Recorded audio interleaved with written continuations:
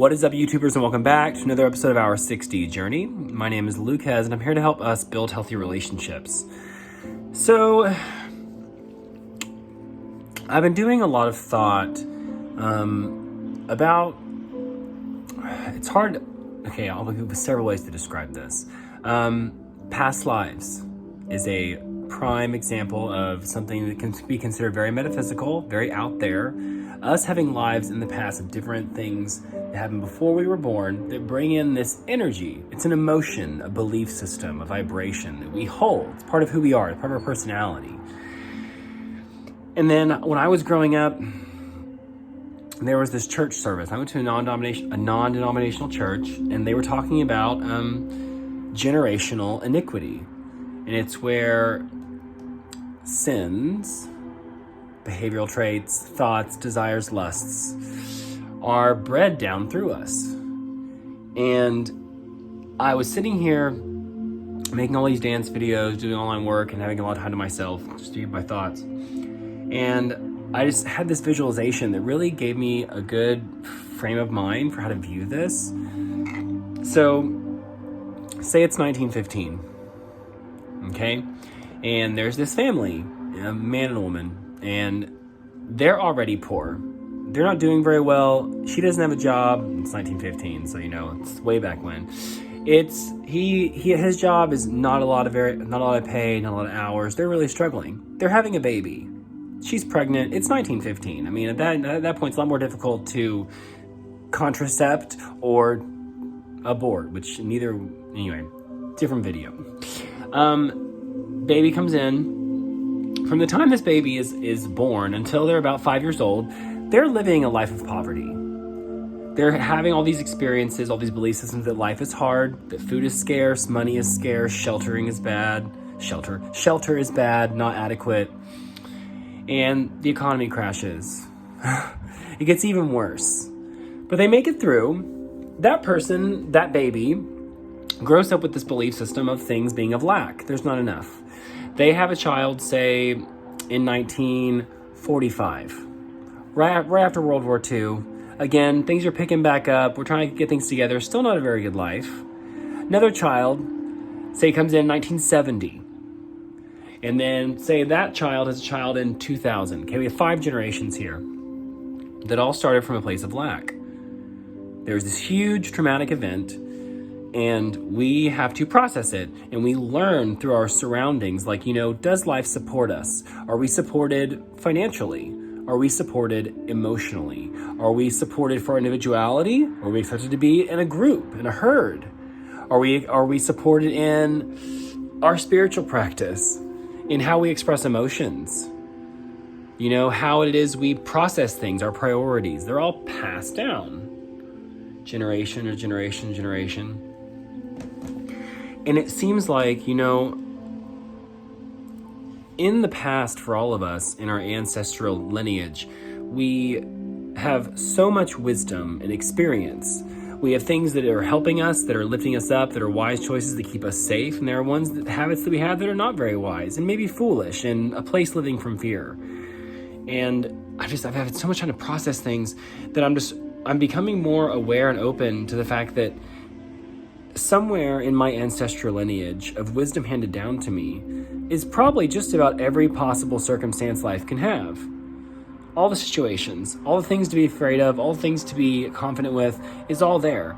And as we're interacting with other people, when they're not in the same place that we are today, reminding ourselves that at some point, someone inside of us that created us was there. And it puts this place of, how far back in your family lineage do you have to go to find someone who was homeless? Someone you're related to who was homeless. Maybe you know someone now. How about someone who didn't have a job and couldn't really afford food? What about someone who didn't have a place to live and had to temporarily live in their car for a week in between houses? What about someone who's lost a job, been lied to, betrayed, cheated on, divorced? All these things are behind us, fueling us into the now. And it's like, I feel like as humans, we all take turns going through the different life lessons, and it's like the 7 deadly sins, pride and envy and gluttony and wrath, and these things that we do that are detrimental to us, we all go through them at different times in different ways. We've all been jealous.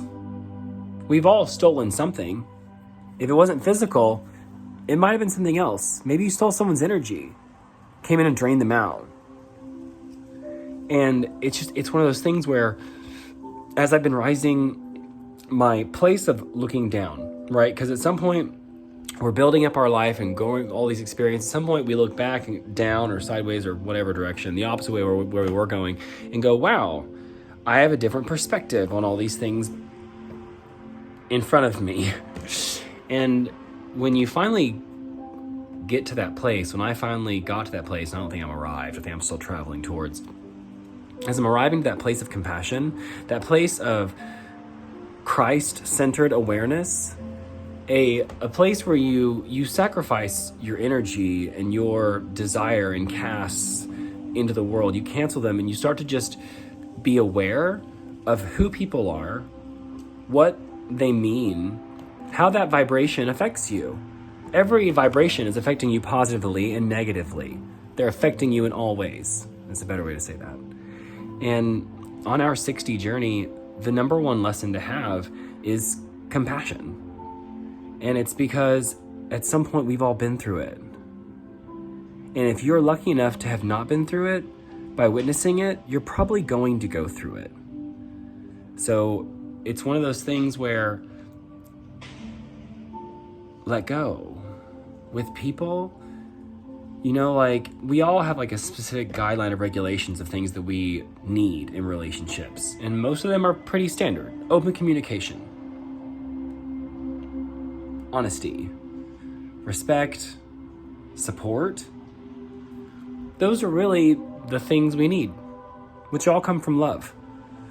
And when we fully love and engage, we have the space and allowance to let people be themselves, to let them express themselves in a way that really helps them. And you can talk to them along the way, and you might get angry sometimes, and you might be supportive and constructive criticism some other time, but loving, accepting, knowing that they're on a journey too, and they're on their way to their destination, where they're meant to go. And I think that we're all meant to go to someplace positive and loving and helpful, a place that is supportive. Like we're all headed towards supportive environment, emotionally, physically, financially, spiritually.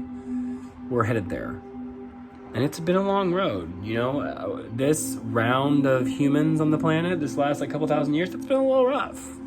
But I really genuinely believe that we're walking out of it right now. And there's something about this thing happening around the outside world, like the shutting everything down and bringing us all in and bringing us into a place of solidarity and isolation, while still reaching and really learning to support and appreciate all the people that we're not being able to see regularly.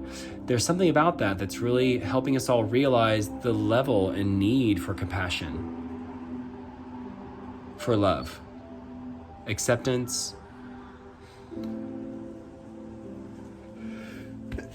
because, back to the beginning, all of us have trauma. The trauma causes us to get triggered. It causes us to react emotionally that could be considered overly emotional, melodramatic.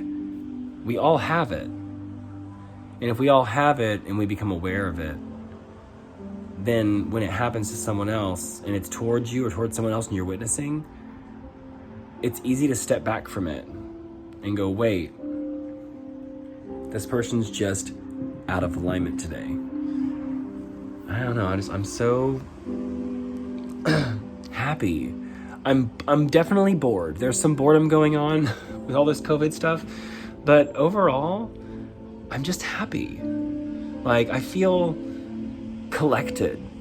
Like, it's been a little hard to keep myself going on motivational things, like getting things done, like checklists. It's been a little hard. But overall, emotionally, it's good. Well, I'm gonna go ahead and end this video because it's almost 10 minutes long, and this is just a random, I haven't done this on a phone for our 60 journey in forever, so enjoy it.